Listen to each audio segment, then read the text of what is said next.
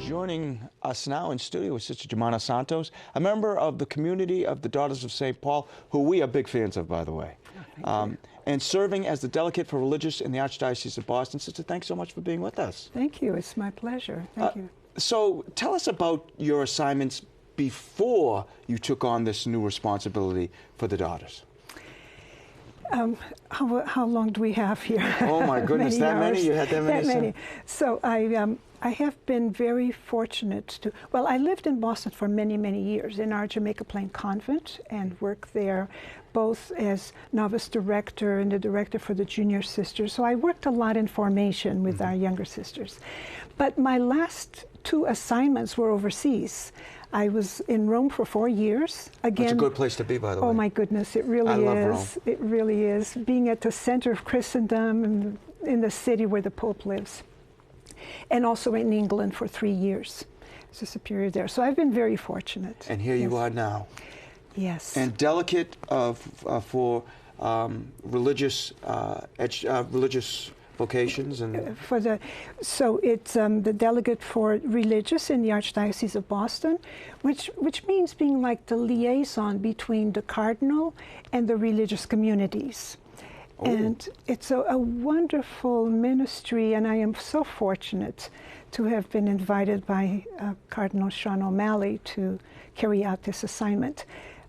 I love especially to meet the sisters. Mm-hmm. One of the things that I do is to visit the communities, and it's so enriching to see so many wonderful religious women and men. Let's take a little bit of a deeper dive. So in your role, what are some of the everyday, if there are everyday tasks, what are some of the things you do? It's a tough question, isn't it? It's not tough, it's just that it's so varied. Uh-huh. So one day I might be arranging a meeting between the cardinal and the major superiors of the communities. One day I may be visiting a religious community. Other days I'm answering questions that come up. And so it's extremely varied. I am never bored, not even for one moment. But to me, the part that I most appreciate is to meet women religious, especially, I say women because I visited mostly the religious sisters' convents, and to know of the work they've done. There's so much good that these sisters have done in the Archdiocese of Boston, and it's a work to be honored and to be thankful for and grateful to God for what these women religious have done. What would you say are your biggest challenges, and what do you like best about this new job? You know, I like everything about the new job. That's a great job. It really That's is. a great job. Thank you. I actually love to I love to work in the pastoral center. There's a great atmosphere there. There's a lot of collaboration.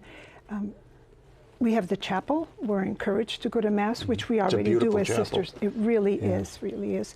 But I find the working environment to be very positive and very faith-filled. So I love that. And as far as the working with the sisters, well, although I've lived religious life for many years myself, I really admire others who've dedicated their lives to God. It's always inspiring. And I enjoy meeting sisters who, for example, have spent their entire lives doing a particular ministry. And when it's time to retire, women religious don't retire. I was just going to say that, yeah. They just keep finding new ministries, new work, new ways of helping others. And what a beautiful thing that is. What is it we as lay people don't know about religious that we really should know? That we are human. We have our own human struggles and our own desire to grow. So growing in faith, growing in our vocation is something that takes effort every day. Just as sometimes people see a sister and they think, oh, they've got it all and they're so holy.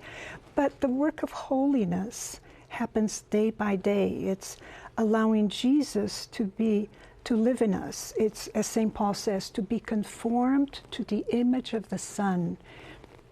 It's to put on Christ.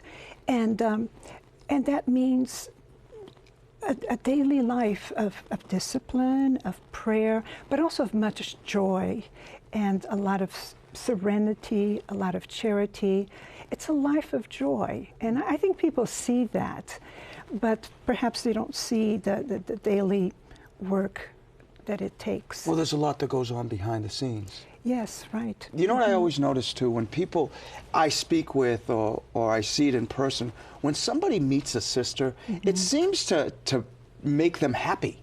And I believe it's because they know that sisters have worked so hard for them over the years and sacrificed. The same with all religious. They sacrifice so much which sometimes we can't see. How can people support and encourage religious communities of men and women? Well, you know, to comment on that part that sisters sacrifice so much, we make vows of poverty, chastity, and obedience. And our own founder, Blessed James Alberione, by the way, it's his anniversary today. Happy anniversary. Thank you, thank you. But he had a wonderful way of speaking of the vows. I mean, you could take a whole theology class about the vows. But his very succinct little saying was that the religious vows are a paradox, so that poverty is really the greatest wealth. Chastity is the greatest love, and obedience is the greatest freedom. So it's turning it around and not so much living the sacrifice, but living the freedom and the love and the beauty of our vocation. So, I mean, maybe me and so many others, we have to look into that a little bit differently. So how can we encourage these communities and support them? And support the communities. Well, the first thing I always say is pray, and the sisters also, and then priests. We all need prayers, just as sisters and priests pray so much for the lay people. So then visiting them if it's an opportunity, supporting their works. In fact, last week we had the collection fund for the retired sisters. So that was happening in all the parishes of the Archdiocese of Boston. And many of the sisters now, especially here in the Archdiocese of Boston, are an older population, and they need funds for their assisted living, for their needs at this point.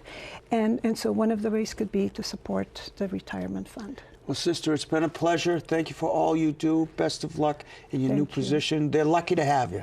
You're very kind. Thank you very much.